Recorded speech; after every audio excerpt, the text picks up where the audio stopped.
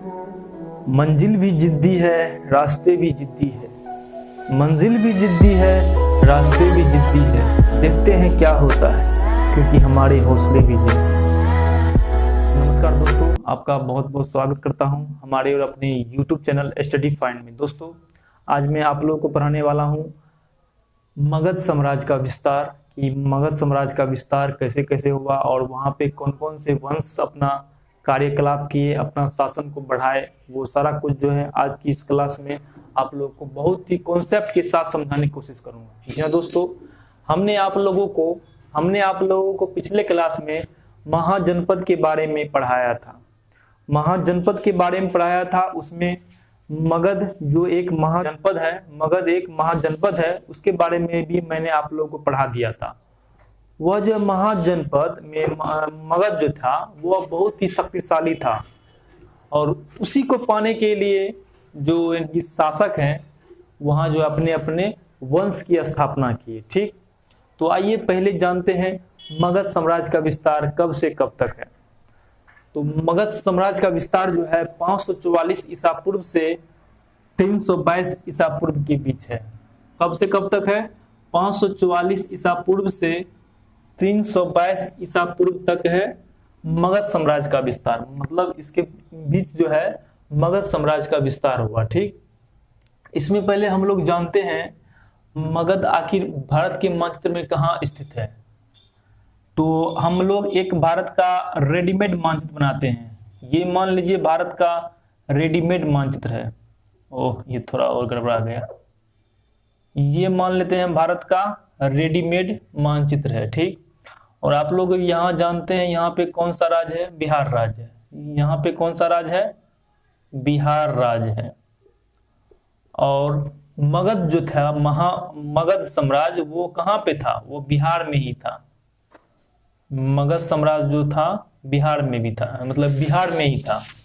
और बिहार में था, अंग था, वज्जी था, विजय था, वो सब कुछ जो है बिहार राज्य में ही था उस टाइम। ठीक, और उसमें जो है सबसे शक्तिशाली कौन था महाजनपद? तो मगध जनपद जो है उस टाइम बहुत ही शक्तिशाली था। और इसको पाने के लिए जो है इनके शासक जो मतलब इनके लोग थे वहां पे जो है हमला करते थे। तो पहले जानते हैं पहला कौन सा वंश वहां पे स्थापित किया गया। तो पहला जो है वंश स्थापित किया गया था हर्यक वंश। पहला कौन सा वंश स्थापित किया गया था? हर्यक वंश।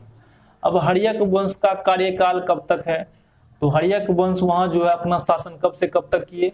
तो 544 ईसा पूर्व से 412 ईसा पूर्व तक जो है वहां पे हर्यक वंश अपना शासन किए। अब क्वेश्चन उठेगा कि हर्यक वंश का संस्थापक कौन था? तो हर्यक वंश का संस्थापक कौन था?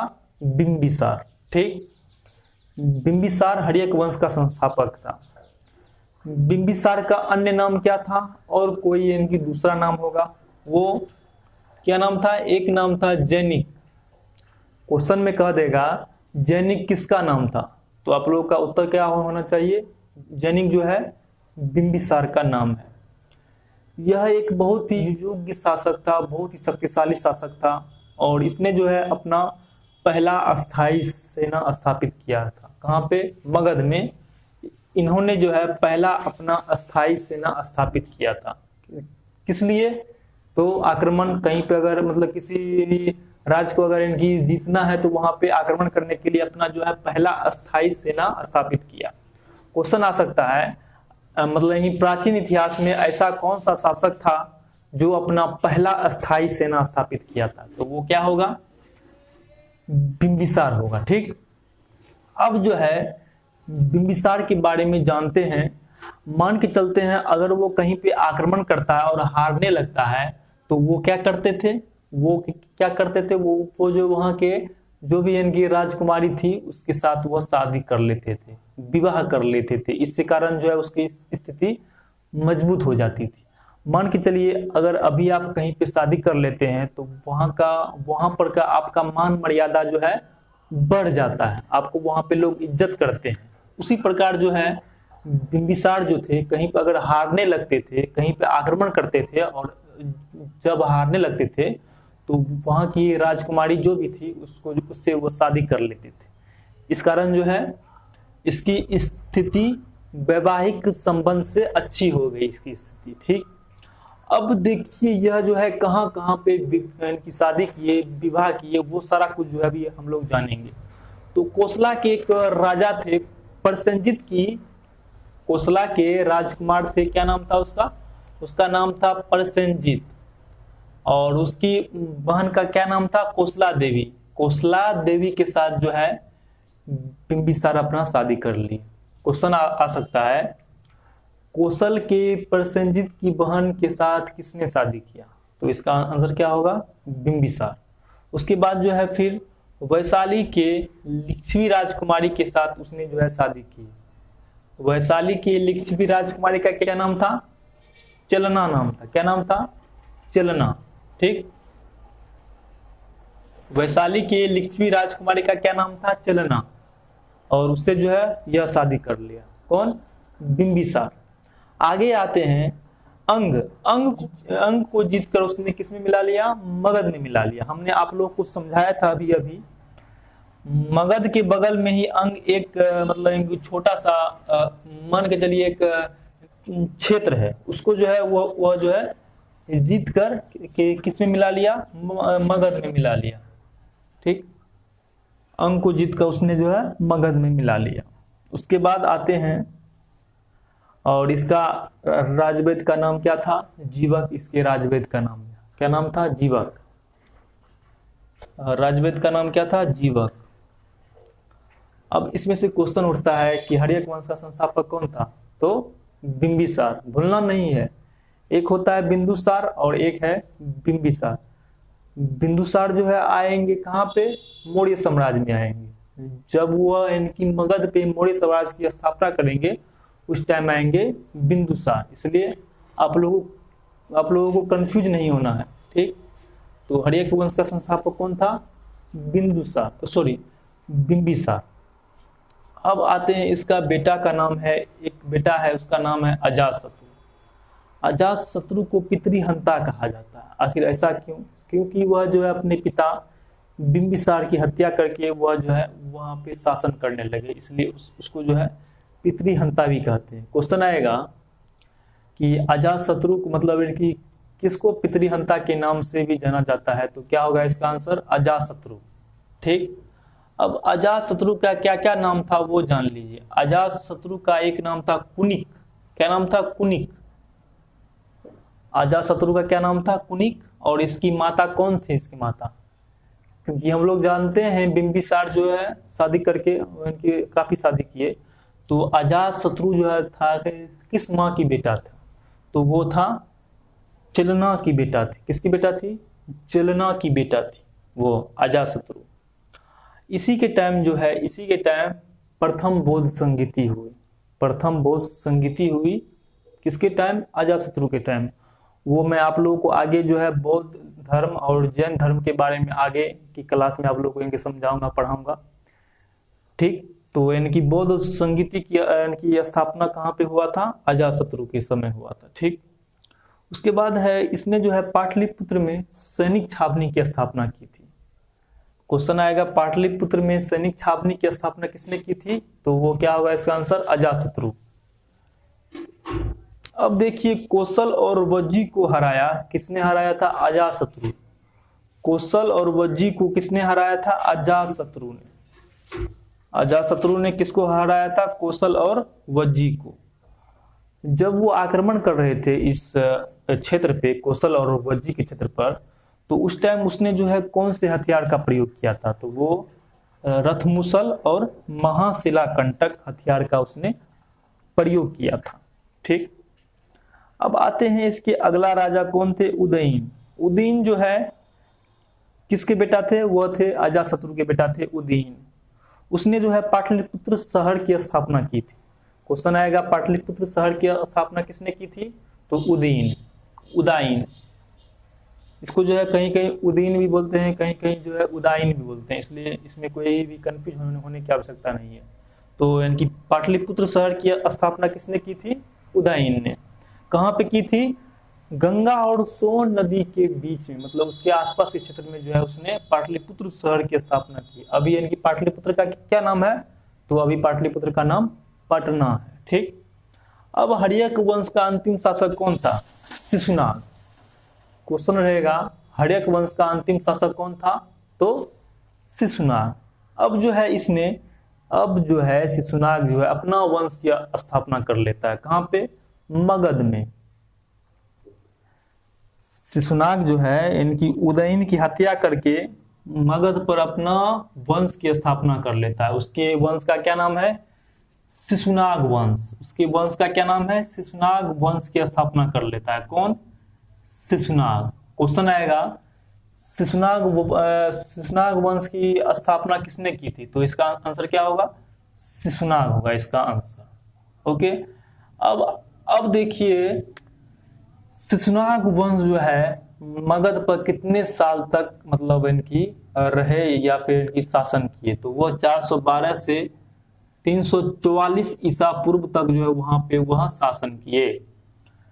एक बात जान लीजिए, हर्यक वंश कब से कब तक है? हर्यक वंश है 544 ईसा पूर्व से 412 ईसा पूर्व तक।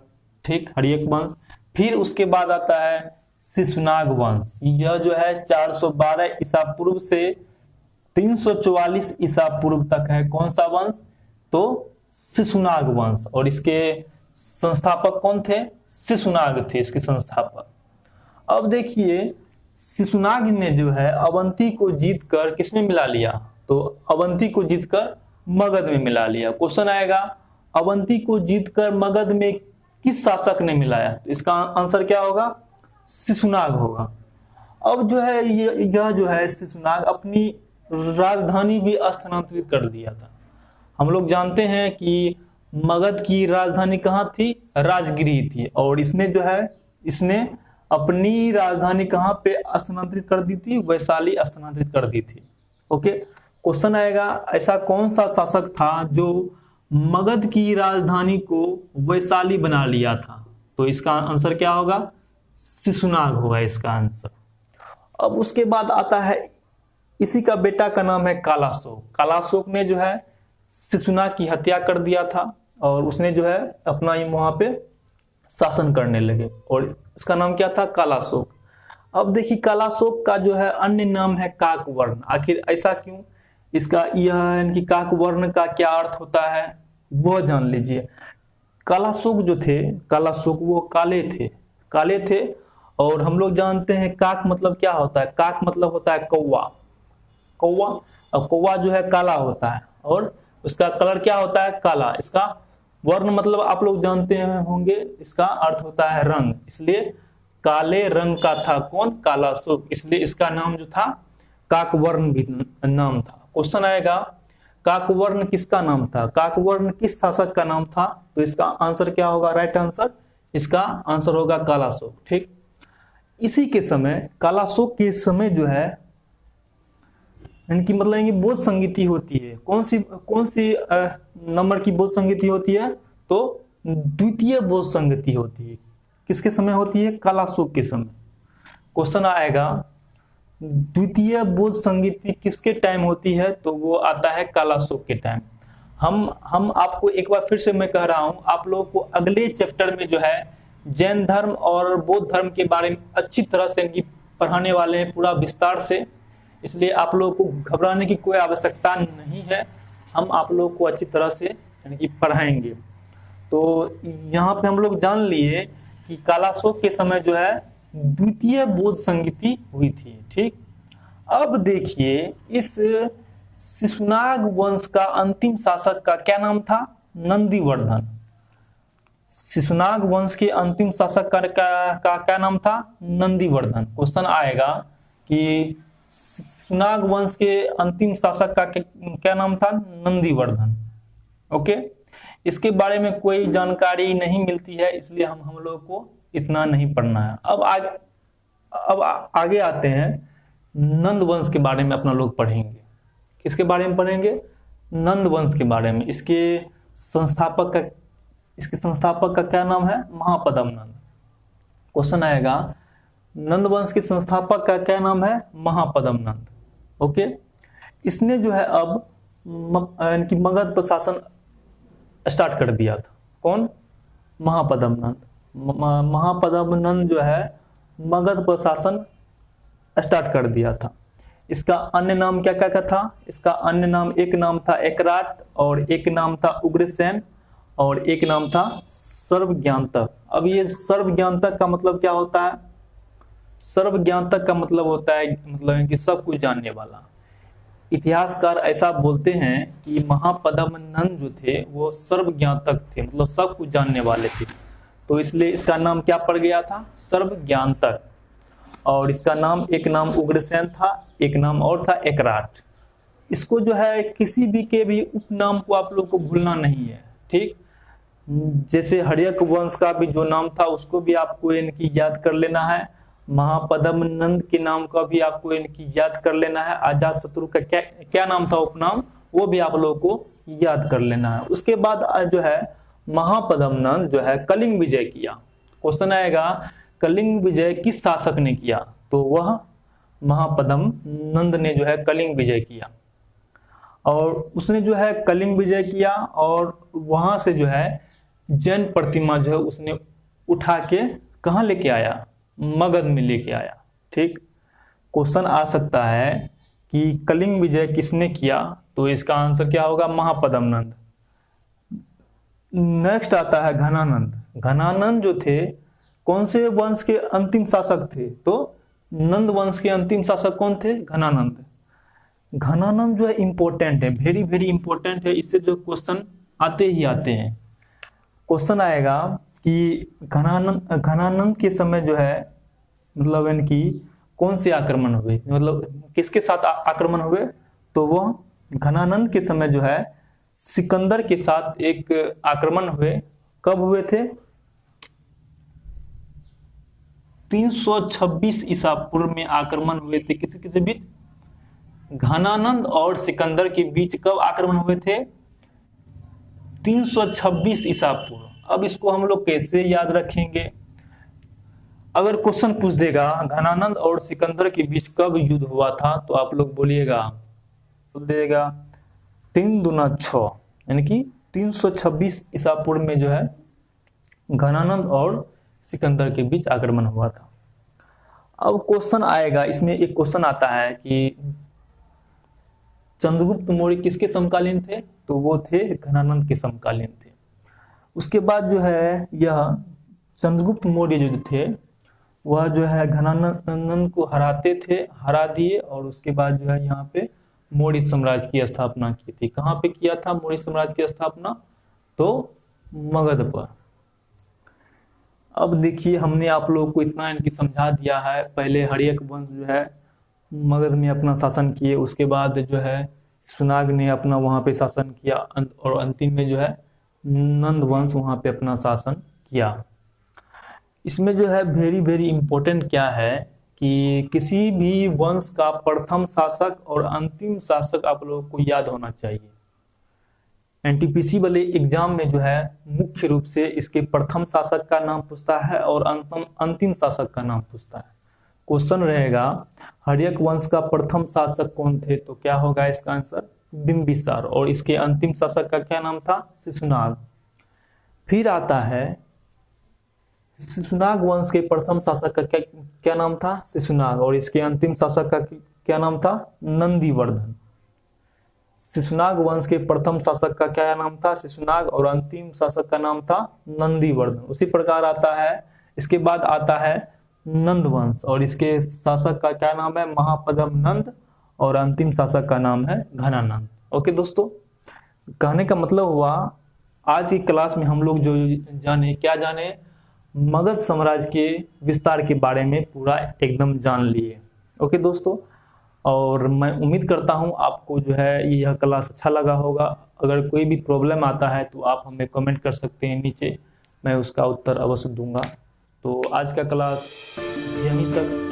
आपको यह क्लास करने के लिए बहुत बहुत धन्यवाद। अगर कोई भी प्रॉब्लम आती है तो आप हमें नीचे कमेंट कर सकते हैं, मैं उसका रिप्लाई अवश्य दूंगा। So thank you very much, bye.